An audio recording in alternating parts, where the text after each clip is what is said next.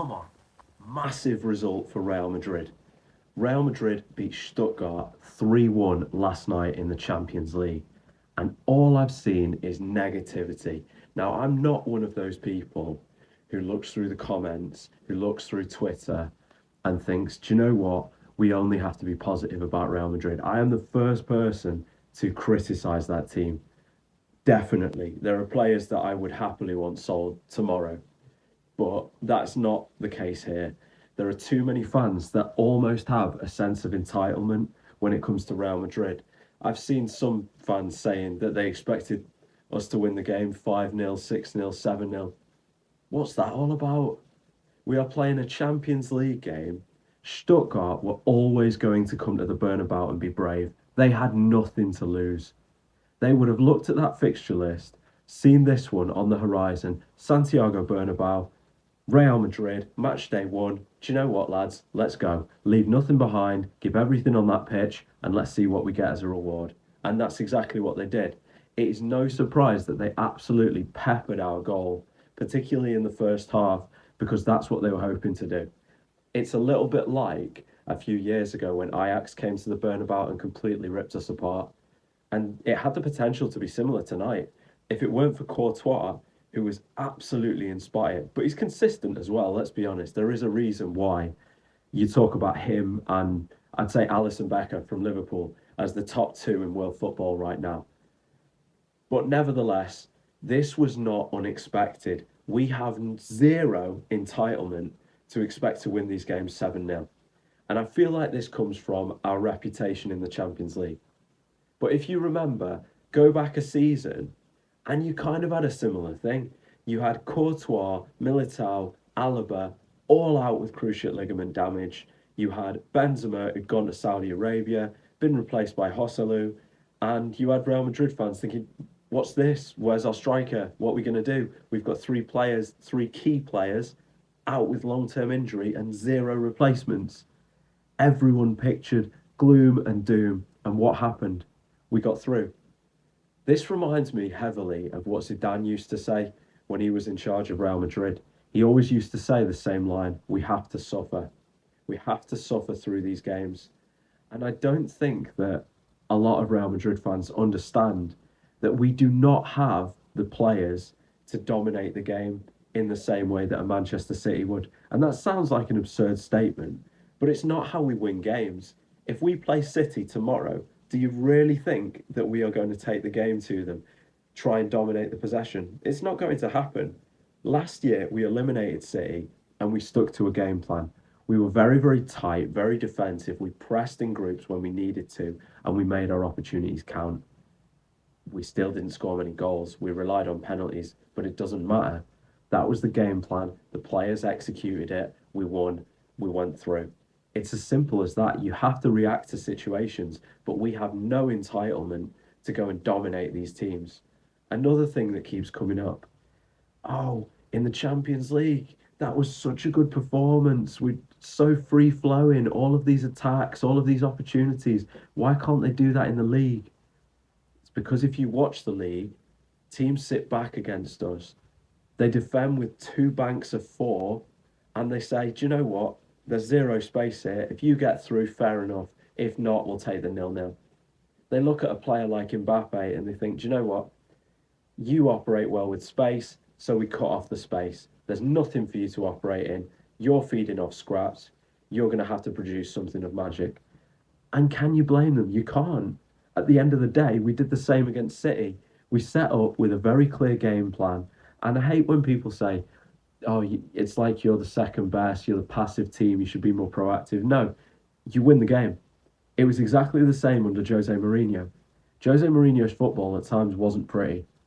Yes, we absolutely blasted Europe across the 2011-2012 period. We had one of the best attacks in the world, if not the best. But there were a lot of times where we had to concede that we were not going to have the ball. Look at all of those games against Barcelona. And yes, we got battered a few times, but we had a game plan and we slowly started to turn it around. And there were games where he'd do things like put Pepe in midfield. And it was a reaction.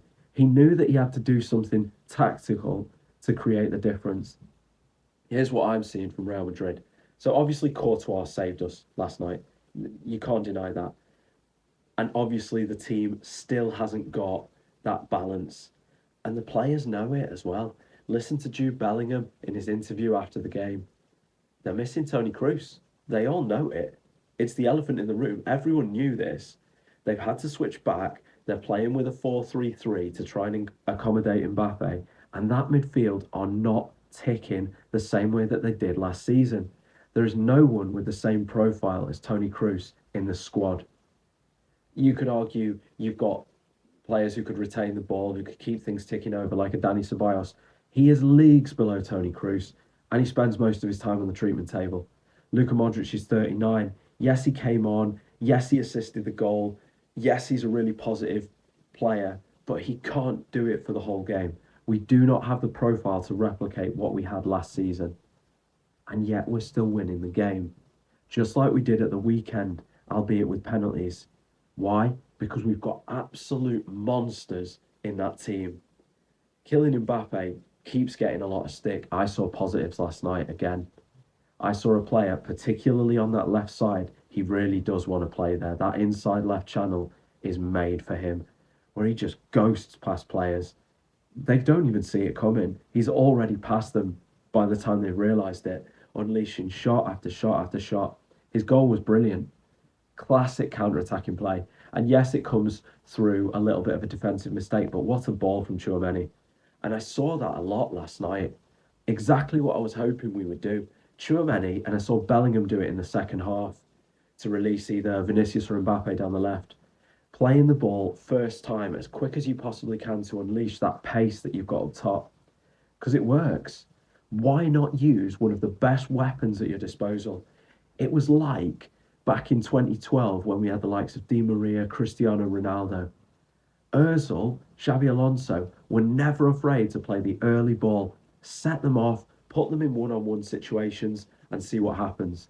Because the majority of the time, a goalkeeper or a centre-back does not want to face Kylian Mbappe in full flight. So I loved what I was seeing there. And that's another thing. Those two returning, Tchouaméni and Bellingham, huge, absolutely monumental. Bellingham knitting things together in the centre of the park, creating opportunities, always looking to play the ball forward, being very proactive. Tchouaméni, quite defensively sound. And like I said, he's got the ability to play that pass. Maybe try it a little bit more often because you've got those speed merchants in the team. Vinicius and Mbappe are crying out for those opportunities. And it almost feels like that one word that comes up every single season with Real Madrid, inevitable. We will score. If we are struggling, okay, you weather the storm. You've had a bunch of shots on goal. They've almost taken as many shots as you. Okay, fair enough. Eventually we will score. We have got the players in that team to make it happen. And sometimes it doesn't. Go back a few weeks and look at the Mallorca game. Look at how frustrating it was. Knocking on the door again, again, again. Sometimes it doesn't happen. But we have got the players more often than not to come through situations like that. The criticism, the fullbacks. I thought that the defending was woeful at times. It's clear that there is a massive, massive gap between the midfield and the defence, and they are getting through us far too easily. Carlo made a little bit of a change in the second half to try and address that, but I feel like Stuttgart were getting in time and time again, and it was really obvious. The defending for their goal, the set piece, it's a little bit lackadaisical. We weren't in the right place. He heads it across goal. He does really well. Okay, fair enough. Let's talk about Endrick. So Endrick is a player who, up to this point, hasn't had many minutes in the team. He's lucky if he gets 5 minutes here, 5 minutes there, which means that you have to take your opportunities because that's what you're in the team. You're only going to get scraps. You've got Mbappe ahead of you and you're not taking his starting place unless there's a tactical change, which could happen. But in this case, he comes on and he has his opportunity. He starts his run from his own half and he moves forward towards the goal. If you haven't seen it, definitely go and watch it.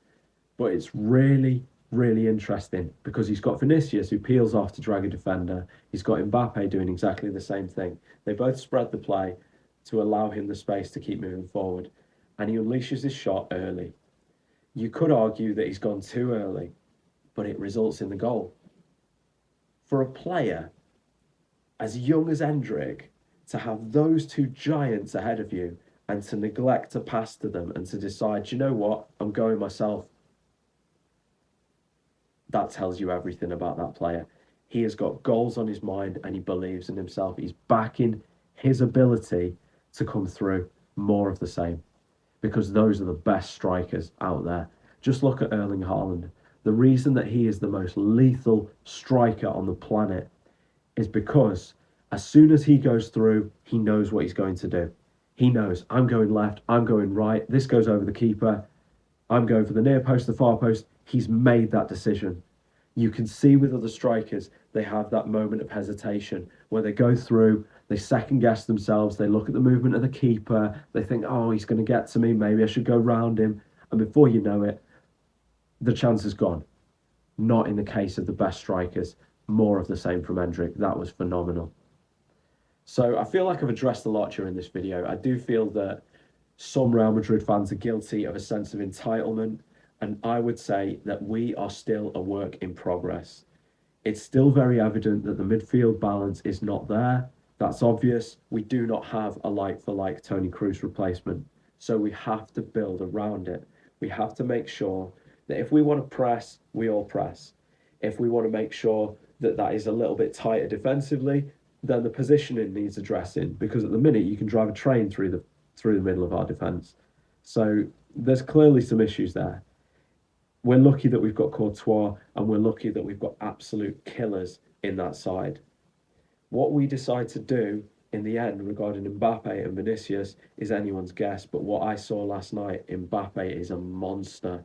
He is exactly the player that we thought we were signing. Anyone saying that he's past it, that he's not the same player that scored those 3 goals in the World Cup final, that he hasn't played all last season, that he's gone off the pot, no. This is a player. He's got so much ability, he's got pace to burn, and he's got a killer instinct.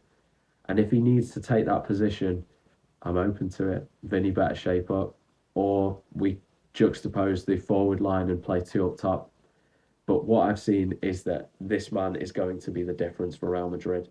So let me know your thoughts. Do you think that certain sections of the fan base are a little bit too gloom and doom, a little bit too entitled, that they don't seem to realise that the team is really struggling to come to terms with the lack of Toni Kroos, and they're really struggling to find a way forward? They keep changing the formation to try and address it, but it is going to take time. But in the meantime, if we're still winning the games, if we've still got those key players who can make a difference, then can we really afford to complain that much? I hope that you enjoyed today's video. If you did enjoy the content, please consider subscribing to the channel. Take care.